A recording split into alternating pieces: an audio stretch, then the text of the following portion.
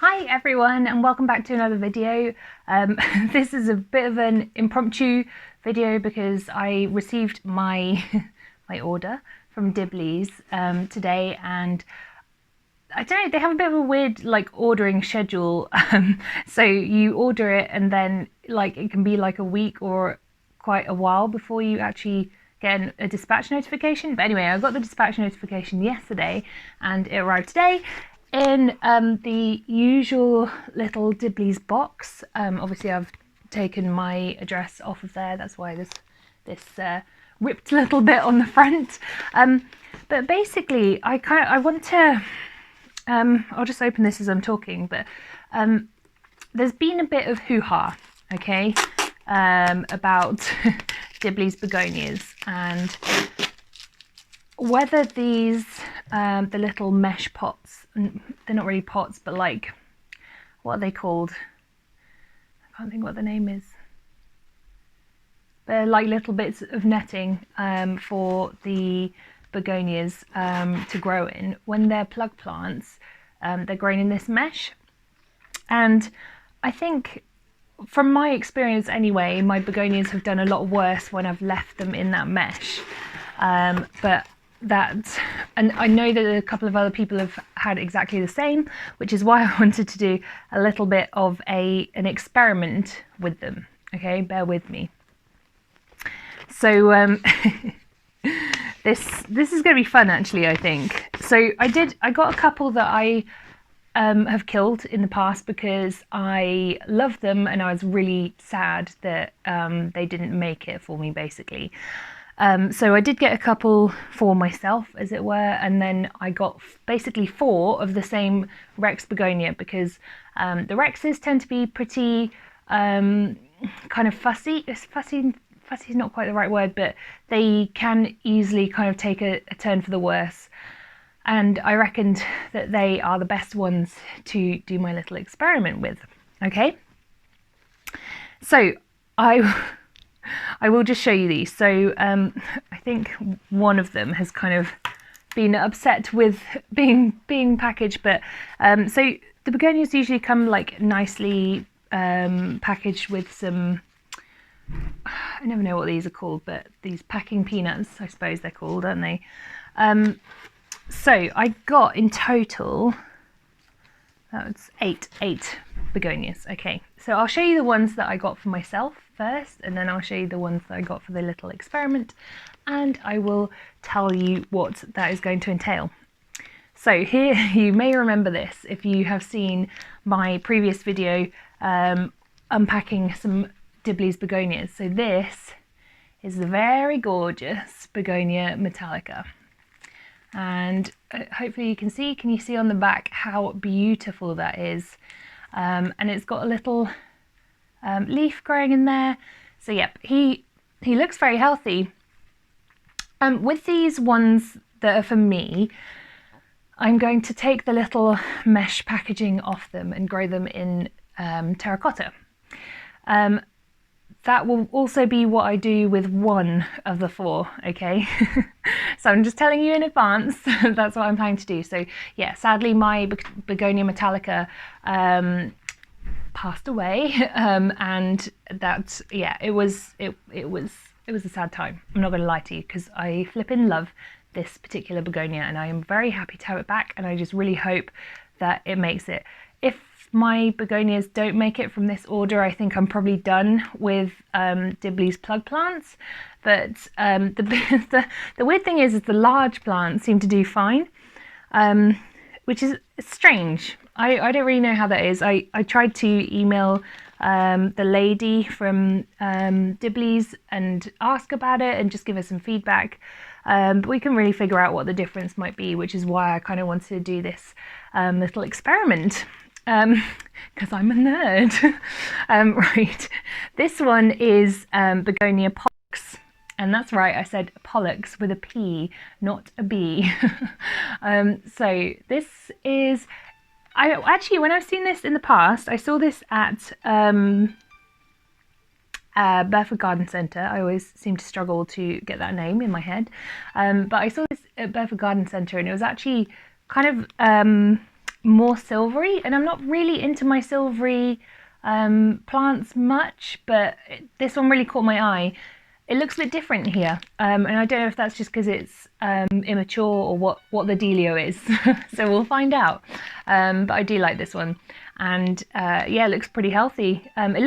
These look like they've been kind of shaken around a bit, which could be the postman. It could also have been our cat, because I was out this afternoon seeing the physio, and when I came back, the box was not where I left the box, and it had a little claw mark, and I have a feeling it may have like been bumped up and down. But you know, that happens in the post anyway, so I'm not like too worried about it. This is another one which I killed. This one clung on for dear life, like right until the end, and I only lost it probably about 3 months ago, just in the depths of winter, I think. But this is Begonia shepherdii. So if you can see, it's got little dots all over it. I'll have to edit in like a picture or a little close-up or something of these, because I can't really easily do it justice in this light and where the camera currently is. I'm kind of playing around with new locations for the camera. I should say my phone. But I really like this shepherdii. It's a very cute plant. It has absolutely adorable tiny little flowers, and I'm really hoping that it grows successfully for me. And the final one that I replaced for myself, I suppose I should say, is the lovely Connie Boswell. And if you have been with me a while, you will probably recognise this from my plant swap with the lovely Jerry. And sadly, I can confirm that 2 out of the 3 Dibleys plug plants that he sent me just did not accept life anymore, and the beautiful Connie Boswell was one of those. These are casting quite like green in this light, so I will do close-ups for these, because this is actually like more bluey, but I have a feeling that my lighting is just not quite right for it, so I'll do a little close-up. But yeah, this is Connie Boswell, and I love it, and I had to replace it because it's just such a pretty begonia. Okay, so the 4 that I got to experiment with. Now, I know this probably sounds a little bit indulgent or silly, or I don't know what it sounds like to anyone else, but I don't know, I'm indulgent and I'm silly. So the 4 that I got are, let me just put this to one side. I got 4 Begonia Helen Tupels. So I have had a Helen Tupel before, and it also tanked on me. So I've got 1, 2, 3, 4. And so I feel like 2 of these are slightly bigger than the other 2. So I'll try and figure out a way to make the experiment as even as possible. And quite honestly, like, I might just propagate that big leaf, because I'm a little bit, I want to try and make this as fair as possible, and I want to make sure that you know, whatever results I have, you know, they're not going to be scientific by any stretch, but they hopefully will give us a better idea of what we need to be doing with Dibleys plug plants. I'm hoping, but we don't know. We won't know until a later date. So what I'm going to do, this is the plan. What I'm going to do is I am going to remove the little felt netting, whatever you call it, around the plug on 2 of these, and I'm going to leave it on 2 of these, and I'm going to plant 1 of each in plastic, and I'm going to plant 1 of each in terracotta, and I'm going to put them all in the same place so they all get the same light conditions, hopefully the same temperature, same humidity, etc. And obviously it's not going to be scientific. I'm just saying it now, it's not going to be scientific, but if I can make it as fair as I possibly can, then maybe there might be something to be learned from it. If they all tank and die, then it's going to be a no from me. But I'm hoping that there will be something to gain from this. We'll see. It wasn't too expensive. I think these are like £3.85 each or something. So it wasn't super expensive as an experiment goes. And in terms of investing in more plug plants from them in the future, I think it'll be well worth doing. So we'll see. The reason I'm going for plastic versus terracotta is because with these little netting mesh plugs, what I have noticed over time is that the substrate in it seems to retain an awful lot of moisture, and it almost seems like the roots are becoming saturated by being in those plugs.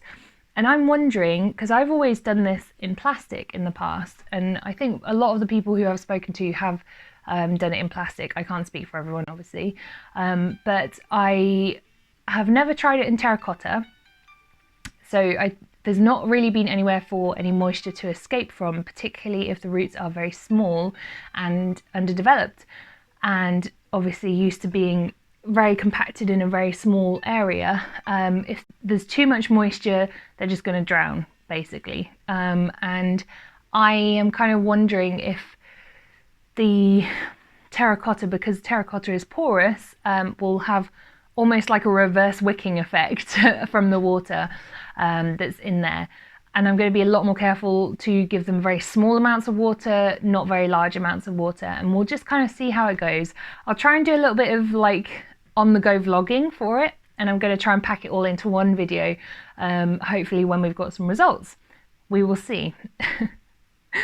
I hope they don't all die, but it's a result, I suppose. So yeah, we'll keep fingers crossed. So yes, that does mean that I've got to get myself some more terracotta. Yes, you heard me right. That terracotta that I got the other day, I've got to get more. I will leave the potting of the Helen 2 petals to the overall Begonia experiment video, because I really want it to be like a full length, like end-to-end journey. So yeah, that's what I'll be doing. I'll be putting my own ones in terracotta, and I'll be putting the Helen 2 petals into half terracotta, half plastic, and half of them will have netting, half of them won't, in summary, because I've waffled as usual. Yeah, a little bit shorter one for me today, and I hope you enjoyed it. Wish me well with my perhaps questionable purchases, but I'm hoping that this will work out well, because the big plants do really well with me, and I love them. So we'll see what happens. Fingers crossed, and let me know if you enjoyed it by liking and subscribing if you want to. And I will see you again next week, guys. Bye.